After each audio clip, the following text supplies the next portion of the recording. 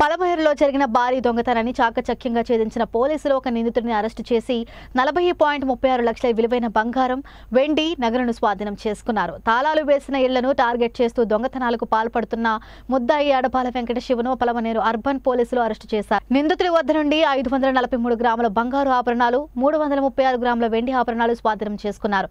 ఆంధ్రప్రదేశ్ రాష్ట్రంలో నిందితుడిపై ఇప్పటికే 12 దొంగతనాల కేసులు నమోదు అయ్యాయి. మొబైల్ ఫోన్లను వాడకుండా, సాంకేతిక ఆధారాలు మిగలకుండా నేరాలు జరిపే నిందితుడిని పోలీసులు ఆధునిక సాంకేతిక పద్ధతులు ఉపయోగించి గుర్తించి పట్టుకున్నారు. ఈ దొంగతనంపై బాధితుడు రామ్మూర్తి నాయుడు ఇచ్చిన ఫిర్యాదు మేరకు కేసు దర్యాప్తు ప్రారంభమైంది. చిత్తూరు జిల్లా ఎస్పీ తుషార్ డూ మార్గదర్శకత్వంతో Palamaneru sub division DSP Degala Prabhakar పర్యవేక్షణలో ఇన్స్పెక్టర్ కె మురళీమోహన్, జిల్లా crime inspector Umamaheswararao, Devarajula Reddy, sub divisional crime party ASI Srinivasulu తదితరులు 3 ప్రత్యేక బృందాలుగా ఏర్పడి ముమ్మరంగా దర్యాప్తు జరిపారు. ఈ రోజు మధ్యాహ్నం 3:30 గంటలకు చిత్తూరు బెంగళూరు హైవే పక్కన ఉన్న ఆంజనేయ స్వామి గుడి సమీపంలో నిందితుడిని అరెస్టు చేశారు. ఆ సమయంలో అతని వద్ద ఉన్న మొత్తం నగలు స్వాధీనం చేసుకున్నారు.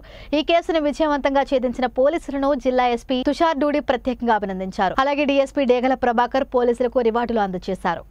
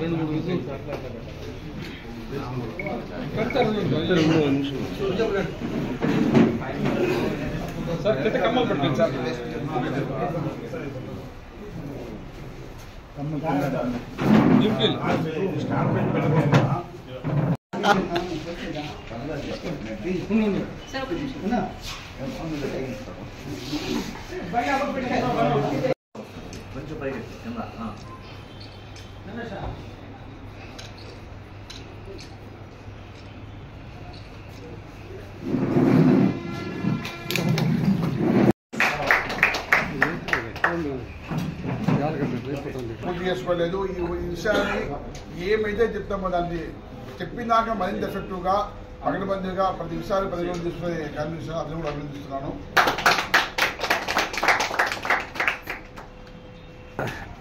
చిత్తూరులో క్రైమ్ పార్టీలో పనిచేస్తాడు. Is the main filler. ఉన్న 4 ఫిల్లర్లో తన ఒకడు. ఏఎస్ఐ శ్రీనివాస్ అండ్ టీం గత 2 నెలల ముందు కూడా బాలాజీ వాళ్ళ ఇంటి వద్ద వీళ్ళు కంటిన్యూ 1 డే కూడా లీవ్ పెట్టుకోకుండా, పర్మిషన్ కూడా లేకుండా వీళ్ళ టీం మొత్తం పనిచేస్తుంది. మిగతాలకు రండి వచ్చేసి వేణు వీళ్ళంతా అవుట్ సోర్స్ నుంచి మాకు సహాయం పడ్డారు. అంజీ అందరూ అలా ఇద్దరు కూడా రౌండ్ దాకా బుక్ చేస్తూనే ఉన్నాడు. నేను కుప్పం నుంచి వచ్చి కూడా పాపం మా దగ్గర ఉండిపోయాడు గత 2 months నుంచి. శివ గురురాజ్ అండ్ శంకరయ్య, శివ ఎల్లప్ప,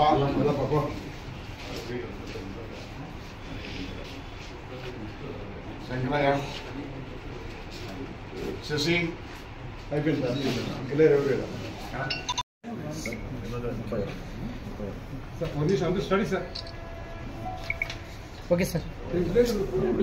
పలమనేరు టౌన్లో ఈ నెల 31వ తారీఖున జరిగిన హౌస్ థెఫ్ట్ కేసులో ముద్దాయిని పట్టుకోవడం జరిగింది.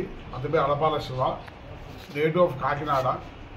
అతను డిగ్రీ కంప్లీట్ అయిపోయిన తర్వాత గాలి తిరుగుతూ దొంగతనాలు నేర్చుకొని ఇంతకుముందు కాకినాడలోనే 12 దొంగతనాలు చేశాడు. ఎంఓ పెట్టిన కాకినాడ పోలీసులు అరెస్ట్ చేసి పంపించడం జరిగింది. దాని తర్వాత అతను హైదరాబాద్ వెళ్ళి హైదరాబాద్లో ఫిల్మ్ ఇండస్ట్రీలో కొన్ని రోజులు పనిచేసి మళ్ళీ బయటకు వచ్చి మళ్ళీ దొంగతనాలు చేసే ఉద్దేశంతో మొన్న ఈ నెల 31వ తారీఖున రామ్మూర్తి నాయుడు వాళ్ళ ఇంట్లో వెళ్ళి దొంగతనం చేయడం జరిగింది. వాళ్ళ కంప్లైంట్ మీద మనం కేసు కట్టాము. 624 గ్రాములు బంగారాన్ని వాళ్ళకు తెలియక కొద్దిగా వెయిట్ ఎక్కువ ఇచ్చారు. బట్ ఇంటాక్ట్ బంగారం ఏదైతే పోయిందో చిన్న 1 గ్రాముతో సహా ఒక చిన్న డ్రింకులతో సహా మొత్తం ఇంటాక్ట్ బంగారు ముద్దాదాగా రికవర్ చేయడం అయింది. మొత్తం ఇదైపోయింది. ఇతని మీద ఉన్న పాత కేసులు ఇంకేమున్నాయి మొత్తం చూస్తున్నాం. గత చరిత్రలో చూస్తే ఆల్రెడీ ప్రూవ్డ్ చాలా కేసులో ముద్దాయి. ఇంకా ఏమన్నా తెలియని కేసెస్ కూడా పూర్తి విచారిస్తాము. ఈరోజు ఈ విషయాన్ని చెప్పడం టీడీపీ నాయకుడి ఇంట్లో కూడా దొంగతనం జరిగింది సార్. బాలాజీ వాళ్ళ ఇంట్లో కూడా ఈ 2 కేసులు జరిగిన దానికి మా టీం ముఖ్యంగా మా sub division crime party, district crime party, district CCS inspector, ఒక దేవాల వాళ్ళ టీము, మొత్తం ఎంటైర్ టీము గత 1 month నుంచి ఈ పని కోసం జరుగుతుంది. దాంట్లోనే అందుకే తొందరగా ఇంత బాగా ఇంటాక్ట్ రికవర్ అయింది. అందులో కూడా కూర్చున్నాయి, ట్రై చేస్తున్నాము. కొన్ని టెక్నికల్ ఇష్యూస్ వల్ల ముద్దాలు పూర్తిగా భయపడి కన్సిల్మెంట్ వెళ్ళిపోయే వల్ల లేట్ అవుతుంది. తొందరగా దాన్ని కూడా చెక్ చేస్తాం. టోటల్ ఎంత సార్? ఇది మొత్తం 40 లక్షల రూపాయలు, 40,50,000 రూపాయలు.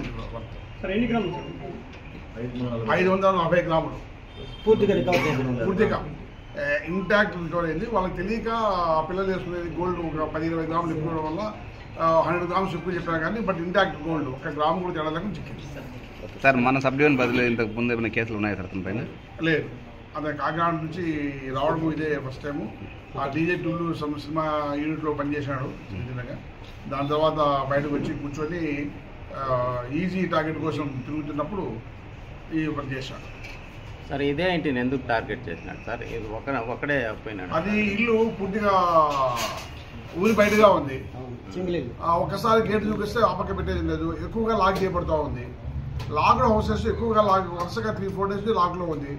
ఎవరు అనే కాన్ఫిడెన్స్తో ఈవినింగ్ 6 o'clock పోయినాడు. నైట్ మామూలు దొంగతమంటే మనం ఏమనుకుంటాము, మిడ్ నైట్ అల్లే ఉంటారు. ఈవినింగ్ 6 పోయినాడు. 7 లోపల వర్షం పడుతుంది. 7 లోపల దొంగతనం వెళ్ళిపోయాడు.